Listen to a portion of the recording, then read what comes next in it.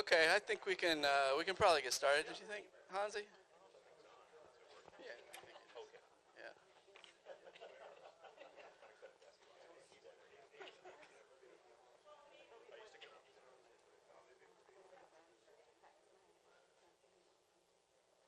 Cool. Thanks, Hansi. I just want to welcome everybody for joining our session today. You managed to find the session with probably the largest panel that we have here, and no actual presentation. So this is like a podcast basically. So my name is Randolph Briley. I'm the Director of Outdoor Recreation at Explore Minnesota. Hopefully you've heard of Explore Minnesota. I'm also the lead of the Outdoor Recreation Industry Partnership, which is about a year old, and it consists of the DNR, DEED, Explore Minnesota, and the IRRR. And my favorite title right now is I am the producer of the Explore Minnesota More podcast. Yeah, let's hear it. I'm gonna say that again. Explore Minnesota More podcast. So you can find that on all of your favorite podcast platforms. Just a quick plug for that. If you're interested in Minnesota outdoor recreation stories, we've got some good ones. We've got a story from Ray down there at the table on the podcast. We've got Mr. Mark Norquist is on the podcast, so check it out sometime. But enough of that. So we're just gonna.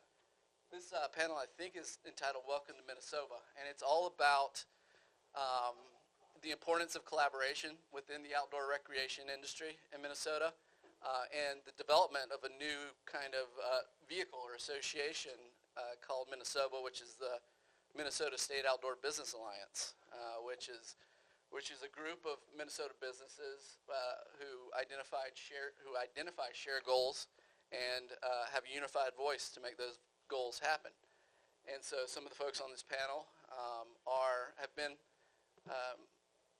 a part of the steering of this new alliance, and some of them are new to it. So it's going to be good to have some different perspectives up here from folks. So what I'll do real quick, and I'm not checking my text or my email. This is where my questions and my script is. We'll quickly hand it down. I'm going to ask each panelist and my co-moderator, Stephen, to briefly introduce themselves and then share what sparked your involvement in the outdoor recreation industry. Hey all, Stephen. I'm with Gear Junkie, and I'm a journalist by training, and cut my teeth at Minneapolis Star-Tribune and New York Times, and then decided to launch a media company called Gear Junkie, which is all about outdoor gear and adventure. So what sparked it was just kind of growing up in the outdoors and trying to combine my passion for outdoor adventure and kind of my craft as a writer, journalist. Tried to make a living out of that. So does that answer your question right now? I'm Lloyd Vogel. I'm the co-founder and CEO of a Twin Cities-based company called Garage Grown Gear. And I think I got really burnt out on teaching and was like, what am I passionate about? And that was outdoor gear. So kind of just threw together a website and started selling stuff. And 8 years later, I'm on a panel talking to all you. Jill Sims. I am a lobbyist at Park Street Public. I've come from a policy background. I used to work in Washington, D.C. on Capitol Hill, and in 2018 when my boss retired, I looked around and was like, might be a good time to leave. D.C. is a little bit tumultuous. And so I actually took a job with the National Marine Manufacturers, so representing the recreational boating industry, and then just recently left my role at Hospitality Minnesota, where we did represent campgrounds and resorts, so still some of the outdoor perspective. But when I was at NMMA, I actually was a part of Outdoor Recreation Roundtable, which is a DC based all outdoor trade associations essentially are a part of that, and part of the goal was to establish offices of outdoor recreation across the country. I believe the latest count is at about 26. And it's just been really positive to see the impact of the industry coming together. We see increased state funding, we see increased federal funding when these offices are into place. So yeah, I was just tired of Capitol Hill and wanted to come back to Minnesota, and I love being outdoors. Hello everyone, my name is Michaela Swanland. I work for REI Co-op on our community advocacy and impact team that supports our government affairs work, our philanthropic work, and connecting our employees to our societal impact. And you know what really I think sparked my interest in working in the outdoor industry is being a camp counselor on the edge of the Boundary Waters. Like, I loved how life-changing that was for all of the families that I served, and not just that, but how incredibly rewarding it was for me. And I thought, this is just like how I want to spend my life all the time, and I want to see how I can show up for others in the industry. Here I am. Hey everyone, thank you for being here, and thank you for having me. My name is Ray Ruiz. I am the founder of Bass Tech Fishing. We are a bilingual fishing informational platform, and what we do is we put on and facilitate community outreach fishing programs, be family fishing, fishing for folks of color, veterans, folks with disabilities. We serve a lot of folks. We do about 75 to 80 events a year, and we disseminate our information, our fishing education, in a multitude of different languages, primarily English, primarily Spanish and English and other languages as well. What sparked my interest in the outdoors was my dad. He's been fishing and hunting. He's from Mexico, so he taught my brothers and I how to hunt and fish, and I thought that was pretty cool. And being a professional angler, I traveled all over the States. I've learned a lot from some amazing people that taught me all kinds of really crazy techniques, tactics, and strategies.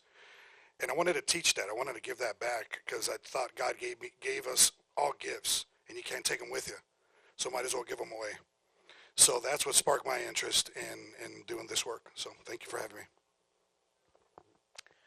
My name is Mark Norquist, and what sparked my interest is I'm a marketing and media person, and I did corporate marketing and media for many years, and I think I got to a point of where, similar to the theme here, I got tired of what I was doing. I'd helped car manufacturers sell a lot more cars, banks sell a lot more credit cards to create loyalty.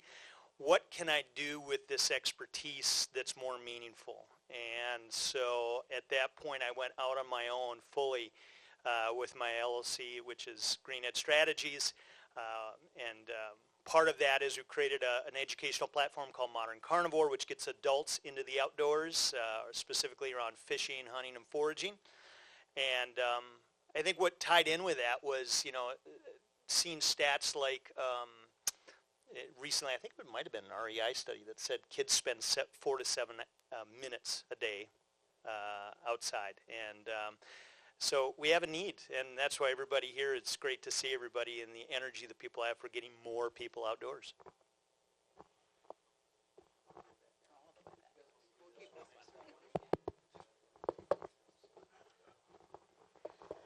So this is for all the panelists. Collaboration is a major theme of this summit. Collaboration is so vital to the health of our industry.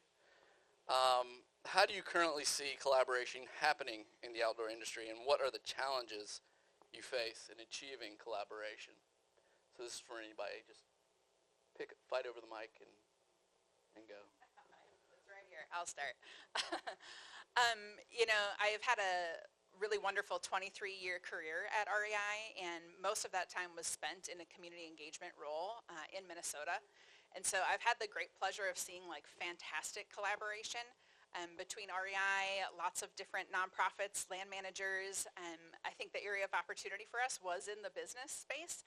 And so I've been working for a number of years to really come to this moment of forming a state outdoor business alliance.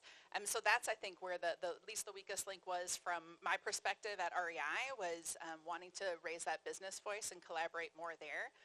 And I think the other limitation is just real busy schedules and bandwidth and prioritizing collaboration. And as a cooperative, right, REI believes in that kind of cooperative spirit. And so it is something that we value and we want to, bring folks together. Anybody else want to?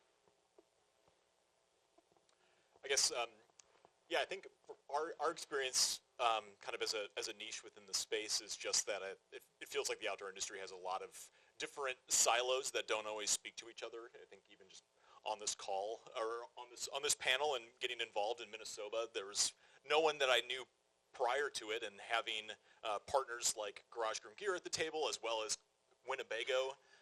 These are not companies that typically collaborate in a space, but do have some shared objectives.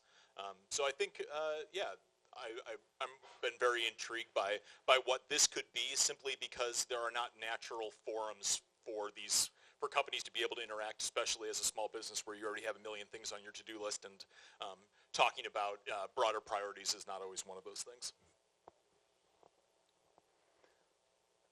I just had one comment. An investor once said on a call something to the effect of, unless this partnership will make the other side rich, they don't care.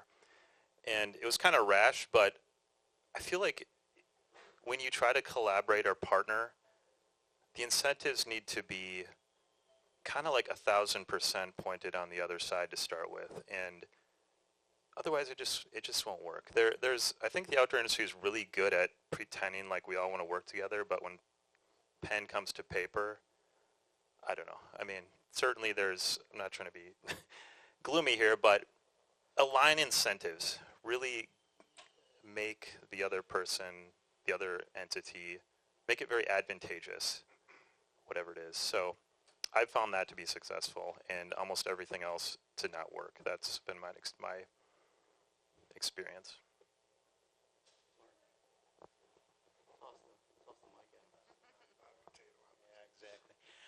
You know, I think collaborations are essential in this space. You know, I've worked in a lot of industries, and there's a lot of things within the outdoor space I still don't understand, some of the challenges we've got. But if you think about, to Stephen's point, you know, in terms of if you've got a system where there isn't trillions of dollars of money flowing through, if you've got a system that's dependent upon volunteers, that's where I think it's important to have collaborations. Hansi and I have done a program for the last few years, and I thought of this morning when Randolph said this would be the question. I looked back to last year's grouse hunt program we did. That was 6 partners that were required to come together to make that program happen. And there's a lot of good that can come out of that, but it's not easy. So it's important, it's hard, and but it can be really rewarding. I just want to say, from the policy perspective, I think it's really important to collaborate, and something we can all unify on is funding, right? We've obviously seen the Get Out More funding, but we're in continuous need of funding and infrastructure improvements, and those dollars coming, either from the state or from the federal perspective, have really helped unify the outdoor industry in different states, and I think that's really vitally important as we have aging infrastructure, as we have new technology, and it's helping a way to find the common ground, right? So my background is primarily in, on the water side, so if we're making investments, for example, in boat ramps, we also would make sure that there are kayak launches, and keeping in mind too that many outdoor enthusiasts or our consumers, right, are multi-use, right? So I may spend my weekend boating and fishing for a while, but then I might go hiking. So, and I think that is what I like to remind everyone when we come to the table, is that most people do many different outdoor activities, and so let's keep that in mind. And what are the core tenets that we can unite on? Because when you think about, from, again, my lane is definitely policy here, but the ag community, for example, is really united. There is essentially at the Capitol this ag mafia, and they have individually they have very different ideas and policy priorities that they are pushing, but they unite on a couple different items, and they work together to get that done, right? They are stronger together. They know that there will be more money or more policy priorities if they're united. And so I think that's one of our goals, is to help ensure that the outdoor community is united. And there are some tough battles amongst different groups. And so setting that aside and coming together on what we can agree on is vitally important.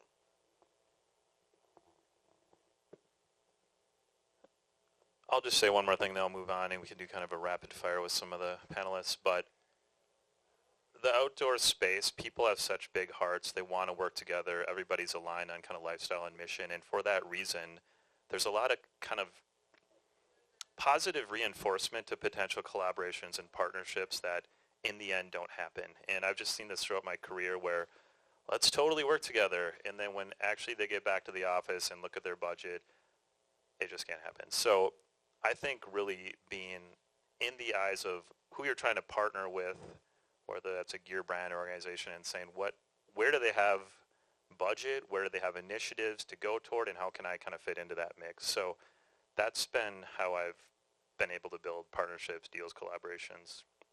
So switching gears and talking about gear, Lloyd, the next point is on small businesses and small gear companies, and you have a small to mid-sized retailer, and you work with all kinds of boutique brands and small companies.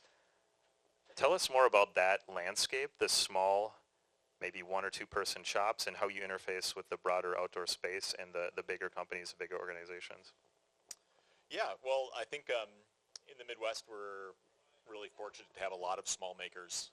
We work primarily with small and cottage ultralight backpacking brands, and there's a bunch here in Minnesota. Some of the larger players in the space, companies like Enlightened Equipment, are also based here. I know John Fleck from Hyperlight is in here as well. He's their wholesale manager and is based here in Minnesota.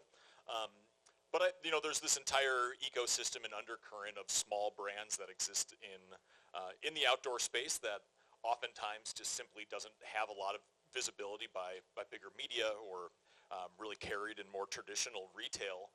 But that's kind of the role of Garage Grown Gear is to amplify those brands within that space, to give them visibility, to give them a marketplace to be able to sell on. And so I think one of the exciting things for me with the concept of MinneSOBA is being able to incorporate smaller brands and their priorities and the struggles that they have, and have larger resource base to be able to support them from. Because a lot of small makers, we talk a lot about how small brands either need a lot of money, a lot of time, or a lot of connections, and typically they have none of those things. So having an organization like MinneSOBA could potentially support all 3 of those things, and that would be a real win for a lot of our smaller brands, for Garage Grown Gear as a platform. And I think so much innovation comes from folks that are hopping off the Superior Hiking Trail and have an idea for a backpack that they've been thinking about for the last couple of weeks, and are suddenly figuring out how to be able to use that sewing machine that they've never touched. So I think there's so much innovation to be able to be had when we really are supporting small brands, and I think state organizations have the ability to be a real strong player in that. As you can tell, we're trying to say MinneSOBA as many times as possible, so that it's MinneSOBA. in. So if you're interested, MinneSOBA.org, check it out. My contact information's on there. This question's for Ray.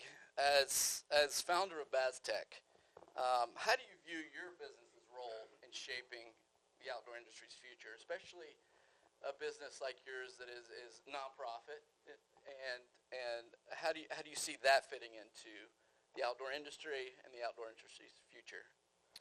Yeah, well, when I started BazTech, we have two places here. We have the nonprofit side, but that came later. The business side came first because I was fishing professionally at first. Then I was guiding, and then everyone was telling me, "Hey, you should apply for this grant. You should apply for that grant." And I was like, "Well, I can't, man. I'm an S corp. I can't do that. You're not going to give me any money." So then I started a nonprofit, BazTech Fishing and Outdoors, which is focused on fishing, hunting, and other outdoor activities, birding, camping, all of that. And one of the things that I wanted to do was build awareness.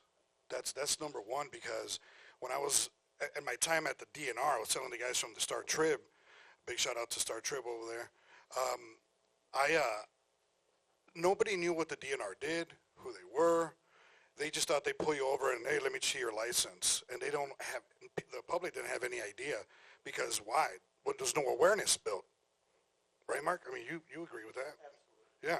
And it was weird because I'm like, wow, this is a big agency and nobody knows like who you are. You know what I mean? It's like that scene in Ron Burgundy, kind of a big deal, but like only he knew that. You don't remember that? It was like that, yeah. So back to the question, I think Bass Tech Fishing Outdoors, what we want to do is we want to educate. It starts with education and building awareness. That's number one for our type of, the folks that we serve, which are underserved and underrepresented communities, folks that speak Spanish. Now, Stephen, you were talking about the investors, or you were talking about people that collaborate with. I agree with you. I think these big brands, they don't know how to go into market. Well, here we have, everyone here has like a small bridge, but they can't see those small bridges because they're too small. And I think it's up to us to be proactive and be like, tug on the bottom of their shoe or pants and be like, hey, we have a niche market. We have this, we have that. Check us out. And that's the biggest challenge that I see, dude, is that right there. And I think it's up to us as leaders in the outdoor community to really keep tugging on people's pants, man, or whatever they have on, and just stay relentless, because no one's going to notice you. You have to get out there and you have to get after it and do a lot of content. And I mean, Mark and a lot of folks here I've checked out a lot of people's content. You guys do great stuff. And we just have to keep doing that to be more consistent. And I'm always willing to sit down with anybody to build that partnership, that collaboration of putting your brand in a market that is huge, with a huge appetite for consumers to buy your product. So if you guys are interested in that, Bass Tech Fishing Outdoors works directly with a lot of underserved communities, mostly Latino community, and the appetite there is incredible. And I'm shocked sometimes. I literally am shocked that some of these outdoor brands haven't figured it out. Coca-Cola figured it out. Lay's Chips figured it out. Tostitos figured it out. Yeah, they're not going, like, they want that market. They want that niche market, and they're not letting it go. And these bigger brands, they're going to figure it out sometime, but hopefully we figure it out before them, and you beat them to the punch. So that's why I think we're here. That's why I think these meetings are really important, to put our brands. If the big guys don't want to do that, let's just beat them to the punch, I guess, and build this alliance and make it strong. So you got something to say? You sure? All right, Mark, you're up. This is kind of dovetailing. You're not good. So one of the biggest sea changes in business in the last 20 years is every company is now a media company to an extent. You need to build social media and content and on and on. So we wanted you to talk to that for a second. What does that mean? And then within this structure of a state alliance or a bigger group, what can that mean? How could we amplify each other, support each other within that rubric?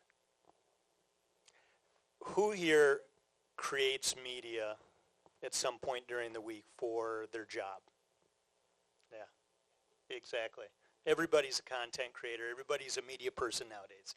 Makes Stephen's and my job more harder when we're supposed to be the professionals doing it, but everybody's a professional now doing it. Storytelling is, in my mind, an extremely valuable asset, and there's a lot of common sense that goes into that, and you all know that, and I'm sure all of you are creating your stories all the time. It's in the name of social media, it's in your story. But I think it's also important to think about how you use that story and what its purpose is. With Modern Carnivore, we use storytelling as a way to break down barriers, to take what sometimes can feel clinical. If you look at a lot of the government entities out there related to outdoor resources, some of you in the room are probably part of that, of where I always said, from the standpoint of, there's a lot of biologists, there's a lot of resource engineers, et cetera. They're looking at the dynamics of the environment, of the natural resource. They're not looking at the dynamics of the people. Now, in recent years, there are these human, what's it called? Is it called human dimensions? I think, is anybody in here a human dimensions role in a government? There we go. I figured there might be somebody here. And that's been awesome to see, because in my mind, that's as critical a component as the natural resource side of it. And so what does storytelling do? It allows us to take a space like outdoor recreation, which is very tribal. Stephen, you and I have talked about this. Think about, let's take skiing, let's take fishing, let's take take fishing, okay, for the average person. Fishing, it's a community. No, it's not. You got offshore fishing. You've got bass fishing. You've got fly fishing. You've got kayak fishing. You've got bass boat fishing in a large ranger. Each one of those communities are very unique and distinct and have assumptions about that other micro niche community within there. And so what we're talking about here is how do we break down some of those barriers, and I believe one of the best ways to do that is through storytelling, because it takes the outdoors, which is universal, and makes it understandable for each person on what the other group is doing. And so as an example, we do a lot of educational series based on video storytelling. We did a project a couple years ago where we traveled the country from Maine to Georgia to California to North Dakota and told a different story of a different person with a unique background on how they came to hunting. People that come from different heritages, people that approached it differently, either grew up with it or learned it in their 30s. And what that does is that breaks down the barrier and says, oh, that person hunts? I didn't know that. Or, hey, oh, that person hunts? They look just like me. And so that's what I think is the value of storytelling, and how I would encourage everybody to think about how you can use it. I kind of want Mark to continue going down the list of niches for fishing. It's like, yeah. It was like yeah. It's like the scene from Forrest Gump about shrimp. Yeah. So this question's for Michaela. REI, and through your work, has been a huge advocate for community engagement and environmental stewardship.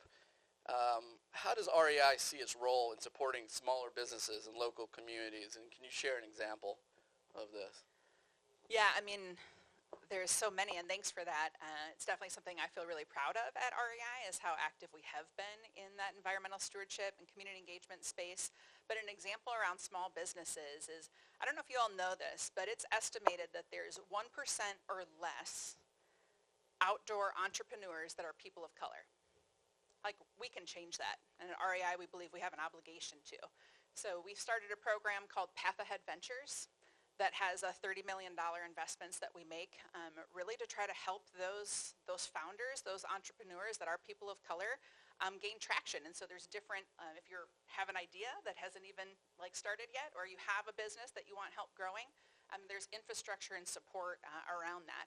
And I think that's something that we feel really proud of, and will help those small businesses get brought up and into the industry, and not just sold at REI, but other places all over the place. And one example of those brands in Minnesota is called Kalsani, and they're a Somali-owned business that we've started selling at REI. We carry it in Minnesota stores, and they're really making performance wear for folks who want hijabs and other pieces that they want to recreate with outside. And so I think that's probably the highlight that I wanted to bring forward with that one. So thanks for the question. Okay, and Ray says I got to also mention that we also have a nonprofit at REI that we started just actually a couple years ago called the REI Cooperative Action Fund. And this is a form of cooperative action through giving of your money. And we have a few different initiatives we do there, all focused on working to create a more equitable outdoors. And through one of the processes to do that, we ask our employees, who do you know that's doing that? And they get to help make those decisions on where those grants go. And one of the recipients was BASTEC, which we are really, really excited about. And there's other elements of cooperative action also in the policy space, right, and advocacy, that you can use your voice, you can raise your voice. And so REI has curated through the Cooperative Action Network, really a platform where we curate legislation that's all in service of fighting for a life outside, to help make the REI community, make it really easy for you to raise your voice. And then, of course, in giving of your time and volunteering as well. Thank you. Moving on, Jill, I asked Lloyd about kind of the small stuff, and now Jill the big stuff. So you were in the arena in Washington. You've been involved in these big national organizations and lobbying. We wanted a few bullet points on how to work with these massive bureaucratic organizations, and then potentially how can a state association like Minne-SOBA interface with, most effectively with the big guys. I think it really comes down to being able to get in the same room, right? Having those collaborative spaces. I think someone talked about the small bridges that we need to build, right? It's opportunities like this and making sure that we have those big outdoor brands like Winnebago, like Polaris, in the room to everyone has a role to play, right? So when we think about MinneSOBA, I think number one, a lot of those brands do investments, just like REI, right, into helping businesses grow. I think, they also can be seed funders for things like MinneSOBA or put in significant dollars where we're not going to ask a small business to do that, right, because they're growing. And so I think it's really important to find collaborative, collective spaces. And that's what helping unify the outdoor recreation industry has done in other states. And so there's always opportunities too, like, even Ray and I were honestly talking earlier of like, how do we help connect, him with some of the manufacturers, or how do we, we've helped connect people on different events, right? Someone who might run a nonprofit. The Wilderness Inquiry I know has like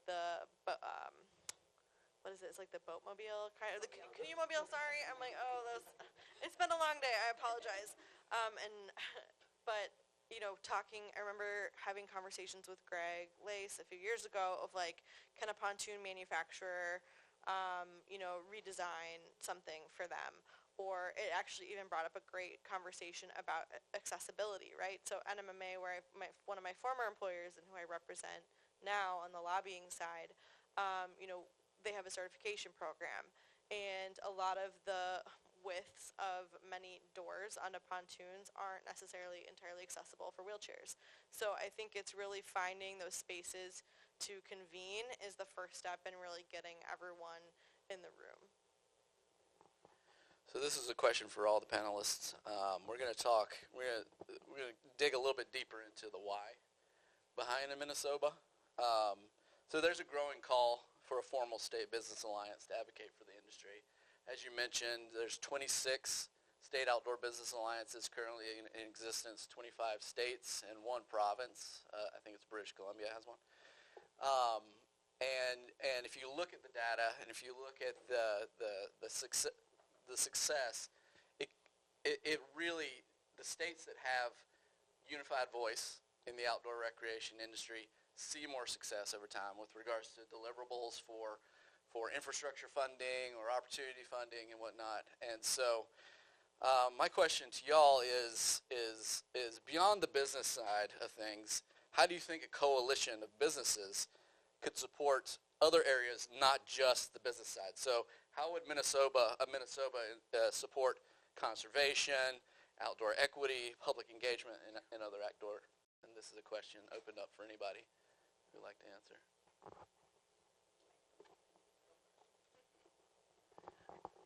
I guess relative to those issues, just take equity as a topic, if you will. And I think the value that a business collaborative would bring is that business is very simple, to your point, Stephen, earlier. It's very simple. What's the bottom line? Are we going to make money? And a business, the beauty of that within the outdoor recreation space is more people outdoors equals more money for a business. And so you get businesses working together, the more people we can get outside, it's going to be better for all of us. And so I think that's where it doesn't matter what the color of your skin is, it doesn't matter your economic background, where you live, what have you, businesses want more customers. And so just the nature of what business is and a collaboration, I think, makes a more equitable environment because we just want more people outside. Yeah, completely agree. And I think we're really talking about shared goals, right? Like coming together around a unified agenda and really going after something. You can create efficiencies through that. All kinds of different connections come from that. So it's definitely like living and breathing that we do truly go further together. And when we can come around kind of one table, I think to Jill's point, actually getting together in a room and deciding like what those priorities are, we can go after things together, like government programs, funding, all of these different, to help see the change that we want to see in the world. So it just, feels like it just makes sense. Also, I feel like I've said it before, but saying it again, funding. I think about something that was really eye-opening for me coming back from DC and just back to Minnesota, I grew up here, was how hard the DNR has to fight for funding, and that's so important to all of us. And while there may be differing opinions on how the DNR works and runs, at the end of the day, we all still need those dollars to flow to DNR, to flow back out to the outdoors. And that has been a challenge, and watching Commissioner Stroman, from my perspective, do a great job, but having to go and fight for funding, and finally we've gotten there with a little bit with Get Out More, but there's still so much more to be done. I think that's a unique role that we can all play. And again, it's more than just funding for certain infrastructure projects. It's program funding. It's funding to make sure there's enough staff to approve permits, right?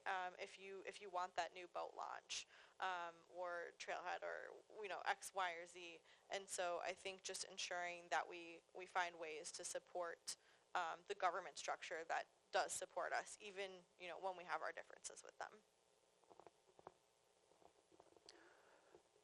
Okay, I had maybe one amorphous point. I'm not sure how related it was to the original question because I kind of forgot what it was. But I think as a group, obviously you have sort of this mission to build a bigger whole than each individual part. And I think that's really powerful from a media perspective of crystallizing what business is in this outdoor industry in Minnesota in one place. Maybe this is a simple observation, but right now it's completely scattered. There's no cohesion. Nobody knows. I was even asking this guy for some stats. Like, we don't even know how many outdoor industry companies are on this. So some of this is like basic, almost like marketing 101. We have to get kind of our branding and messaging and our fact sheet down in one place, and then can communicate as a whole as to what this is. So that was a random thought that came up. The next one is maybe for Jill and Michaela and anybody else, but this alliance is big and small organizations, big and small companies, potentially some nonprofit, some for, like, how do we herd all these cats and make this actually work, I guess is the question. When Lloyd and Mark are solo or have a few employees, small entrepreneurs, in Winnebago has whatever, tens of thousands of employees, whatever it is. How do we all work together? How do you kind of herd those cats? I think ground rules, right? I think as we've done the work to launch a MinneSOBA, it's really, checking your ego at the door and coming together on the greater good. I think that's a really important ground rule that we've all followed in, like listening, right?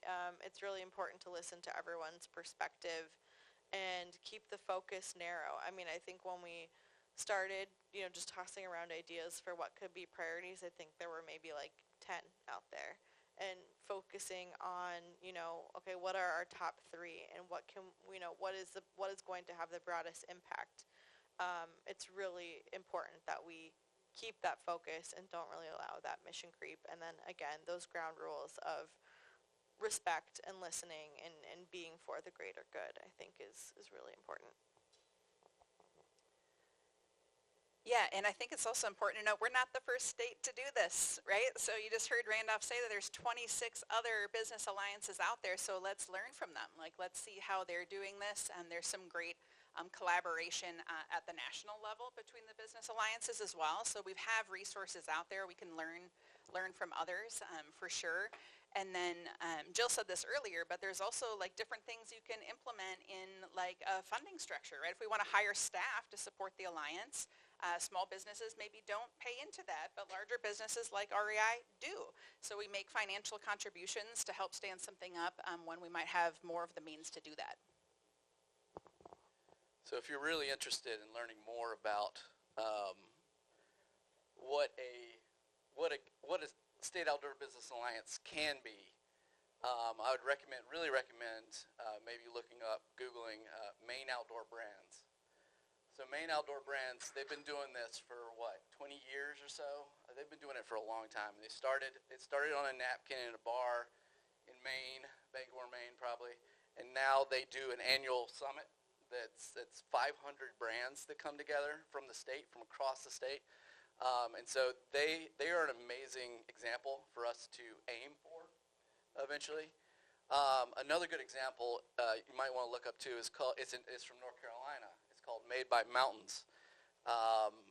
They are fantastic, and it's very timely because with the hurricane that has impacted the western North Carolina mountains, Asheville, and those areas. A lot of folks have really turned to that coalition of businesses to come together and help build back after this disaster that's happened in the last month. And so that's another good example of what collaboration can do and what they can achieve together. And so those are just some examples to look for in the future of what we can get to that's out there. So just thought I'd flag that. So this question is for our small business owner cohort. So Ray, Mark, Lloyd, what kind of resources or support do you think would be most valuable from joining a formal State Outdoor Business Alliance? I think convening, just coming together is valuable. I think everybody would say like an event like this, which is obviously not MinneSOBA, but coming together, having these conversations that can be formal or informal are really valuable. Having a hallway conversation with another business owner that has a similar challenge to you. I've got a client, so part of the other side of my business, not Modern Carnivore, is Greenhead Strategies, where we work with organizations on different issues. Sometimes it's outdoors related. There's a client right now where we're gonna be rolling out an educational and outreach platform in the next year under the idea of friluftsliv. Who's heard of friluftsliv here? Anybody? Oh, in the back, because I mentioned it earlier. It's a Norwegian term that means literally open air living.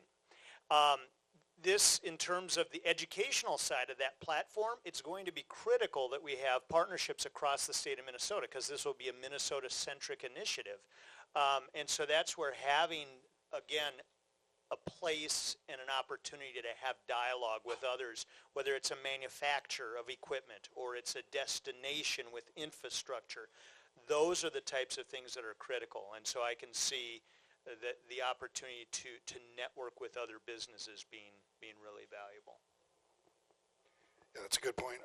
Why if you're a new business owner in the outdoor space, when I first started guiding, I didn't know what I was doing. I knew how to catch fish. I could put you on some fish, but I didn't know what an LLC was. I didn't know what accounting. I know what accounting is, but I don't know how to do it. I'm not an accountant. So there's all these things, and I think an alliance like this can give you that structure, that guidance. Because as a business owner, you wear a lot of hats, a lot, and you're taking one off, putting one on, and they say, oh, you ever hear the struggle's real, man? Like, well, hell yeah, it is when you're a business owner. It's always real, because you're always on.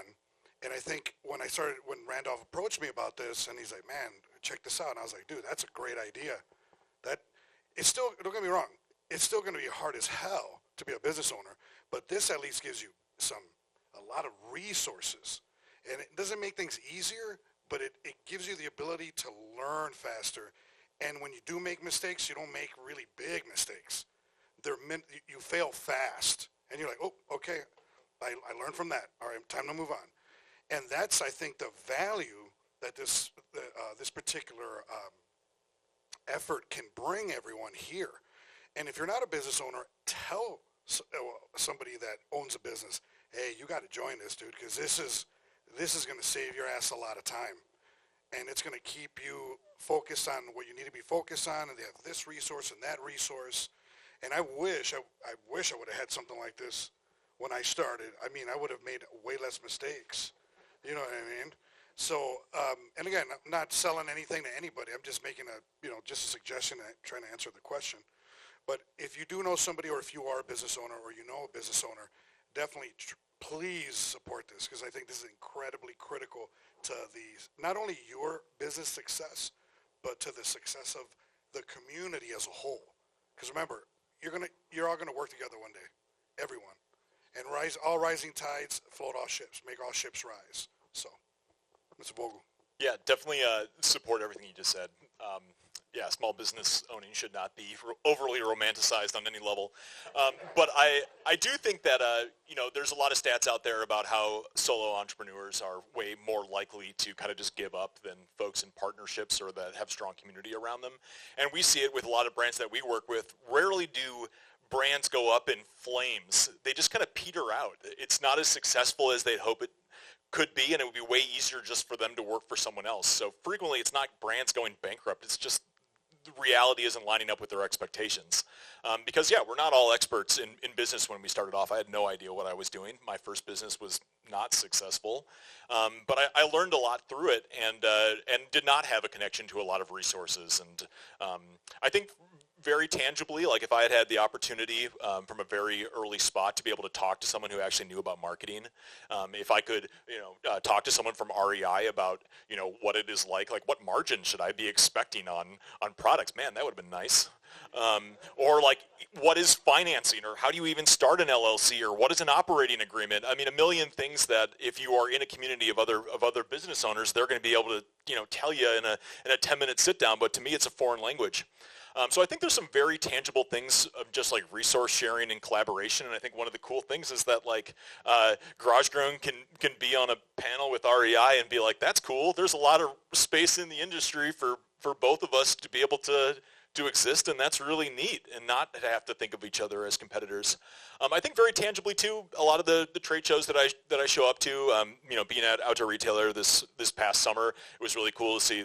Main outdoor booth is always there, but the Arkansas Business Alliance was there, and for small brands, one of the hardest things is just being able to afford traveling.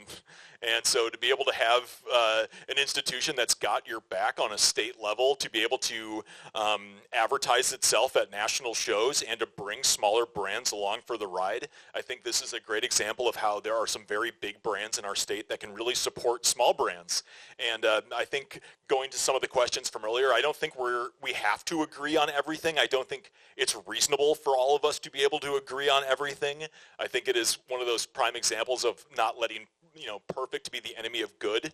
I don't think Minne-SOBA is going to be able to do everything that everyone wants it to do all the time, but there are certainly some shared priorities that all of us have at this table, and I'm sure all of us do within this conference. So I think those are the things that I'm pretty excited about doing and bringing small brands into that conversation too, because honestly, so many small brands feel like the outdoor industry doesn't even know that they exist. And I know we've certainly felt that way for a lot of Garage Grown Gear's history, because, breaking through the noise is really hard, and I think a place like Minne-SOBA can help with that. So we've got about 8 minutes to go in the panel. So we just wanted to open it up, give the audience a chance. If you have a question for us, you can ask. I'll start here with Sam. I learned you have to go quick, or I didn't get my question in the last one. I'm Sam Chadwick. I work for Save the Boundary Waters, so local, based in Ely, but we run a national conservation effort. I was going to ask if someone could comment on sort of if you think this is true and what you're seeing and what we can do about it. A lot of people I know or have heard from in the outdoor industry nationally talk about the last 4 years we saw a big increase in conservation, but more so DEI initiatives and funding and support and positions in companies and partnerships with ambassadors, and that now that is going down. And those creators are losing their, sponsors. Brands are laying off their ESG or DEI staff. So I'm kind of bummed about that, and I know that there's a lot of commitment out there, but I'm wondering, like, what's the economic reality or like the political backlash reality against like DEI conservation initiatives in the outdoor industry, and what can we do about that?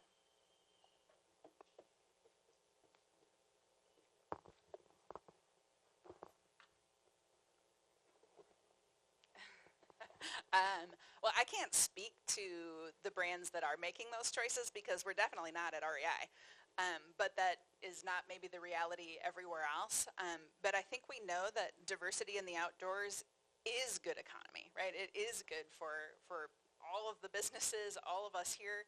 And, in the creation of the Minnesota Outdoor Industry Partnership, right, there was a task force that spent a whole year really working hard.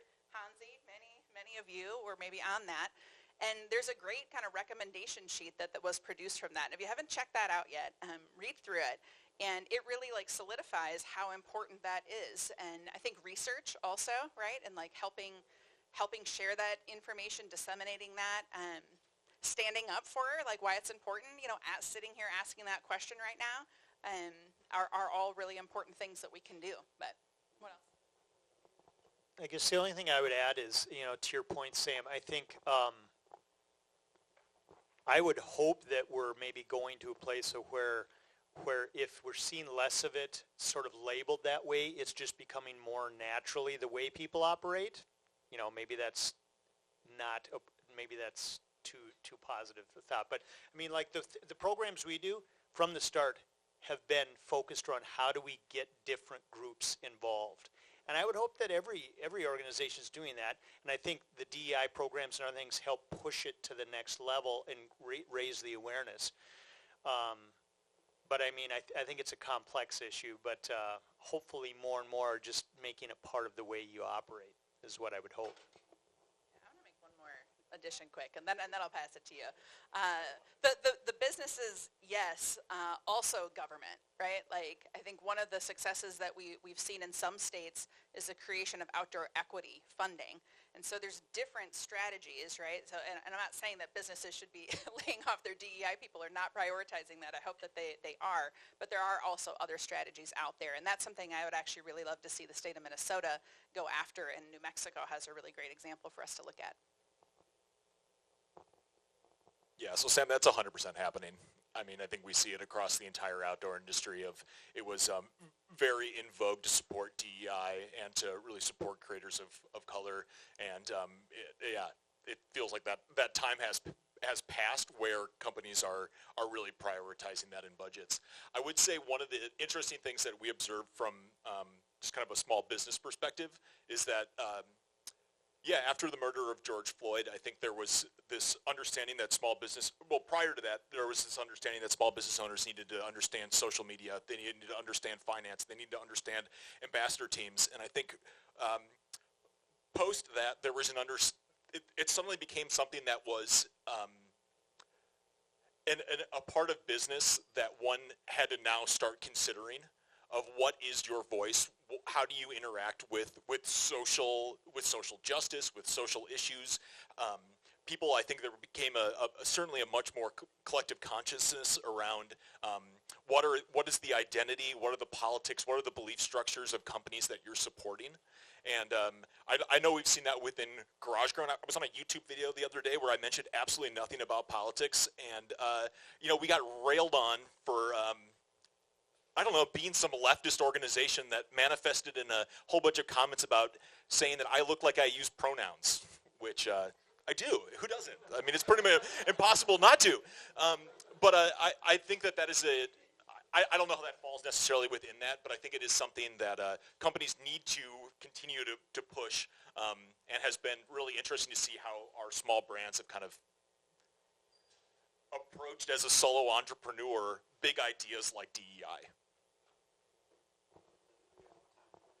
real quick or as fast as I can. So good afternoon. I'm Jonathan. I'm actually one of the co-founders of the Big Tent Outdoor Economy Coalition in Michigan, which is called Land of Outsiders. I'm also on the steering committee for SOBAN, so I'm going to give you one more resource. This will be a stump and then a question.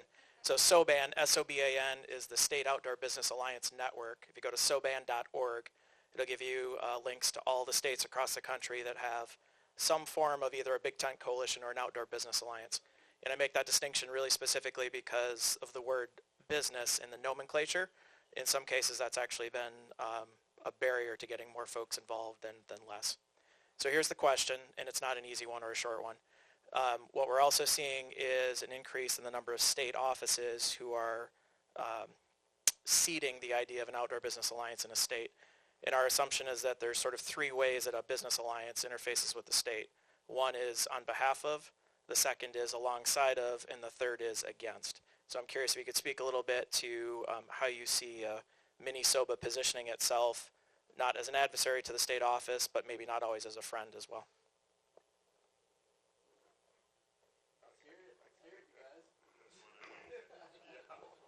Yeah, thank you for the question. So I used to work at the DNR. I no longer work at the DNR.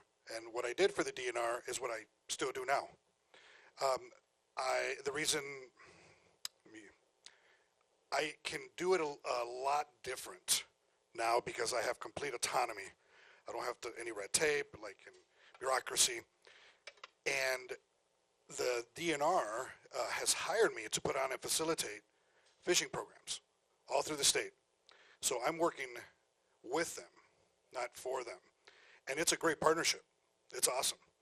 And I like being in that space. I think it's really healthy. I think it's good for them. It's good for us. And I hope that moving forward that we can continue that relationship. And I definitely see that happening, in the future. So I can only speak for my organization. I don't know about anybody else here that wants to take that. From my perspective, I would say alongside. I've had the opportunity to work with a lot of different states. Shout out to Michigan. Brad Garman was with them day one. And I think, the way that this has come about in Minnesota has been a long journey. It started with policy introduction in 2019, which then led to a study and then a work group. And then, some internal politics, which allowed for Randolph to take that position. And all along, it's been, it's definitely, honestly, I think sometimes it was a bumpy road, but we're all here today. And I think, I'm not going to speak for others, but I think generally the consensus is that we want to be alongside, because again, we're stronger together, but we also need this entity, because as an office of outdoor recreation industry partners, there are limitations when you are within the government for what you can do in terms of advocacy, and so we want to be able to have that voice and to be able to, you can't go to a legislator and push on them for funding or make those asks or even the lottery amendment, right? You can't do that, and so I view it as alongside, I guess.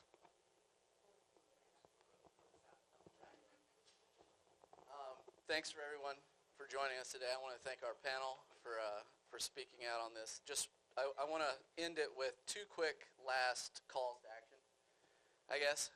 So the first is, if you have a business, no matter how big or how small, outfitter, guide, retailer, manufacturer, distributor, freelancer, solo, doesn't matter, go to MinneSOBA.org, MinneSOBA.org, MNSOBA. And look at us, and we'd love to have you in this effort. And if you don't have an outdoor recreation business, you need to start one. And I'm here to help you. So if you want to start one, reach out to me, and we'll talk. So thanks everybody for joining us today. Appreciate it.